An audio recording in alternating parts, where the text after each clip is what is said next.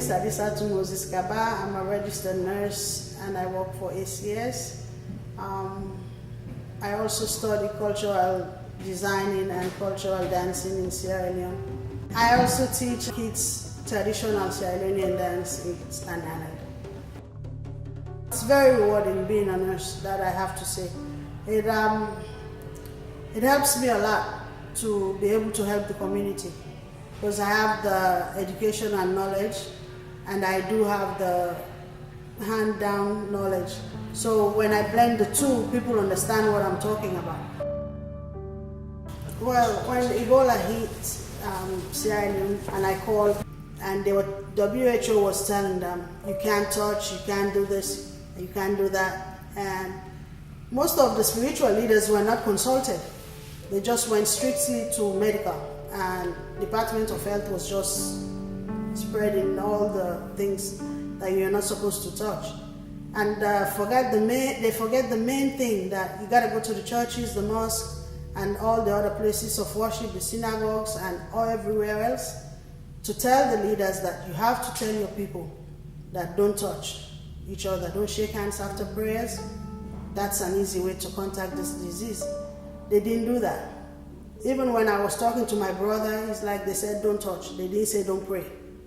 And handshaking is part of prayer. When you're done praying, you have to shake hands. And I explained it, and finally I found a verse where it says you have to protect your life at all costs. And that's the verse that I told him and convinced him you have to do something. That's when he met with all the other leaders, and they decided to close the community down. Every Muslim have to protect their life. You can't take a life, and you can't take your own life. So I tend to understand where they were coming from. While I was telling them, they were looking at me like, because you're in America, you're thinking that way. We don't think that way. Sharing human touch is the great medicine for us here.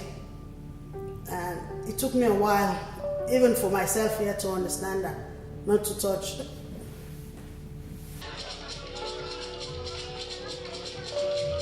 If you have a family member that's been sick for years and Western medicine is not working, they finally decide they want to try traditional, they usually ask for the haunting mass. They do a whole ritual dance, like from morning to like almost like 8 at night.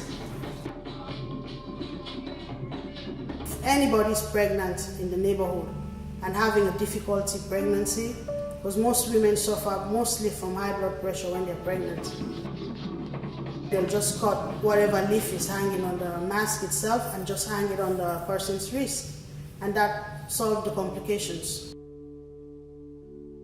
There are these Muslim patients that when they're in the hospital, nurses think they are not compliant, because when they get up in the morning, they usually try to find where the sun rises, and they want their face facing where the sun rises. You hardly can tell if it's day or night when you're in the hospital setting. And it would be very nice if you know this person is a Muslim, just let the headboard be against where the sun rises, so when they get up, they can do their prayers in the morning. For somebody that's never been to a doctor, getting them for that first checkup is the hardest thing. Like preventive care. Sierra Leoneans don't believe in preventive care. All the bus stops in Staten Island have something about health, but they never they look at it and look away. It's like, oh, that's for them, not for us.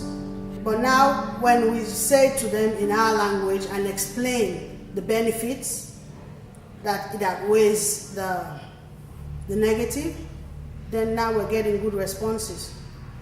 It works better when you speak to somebody in a language that they understand.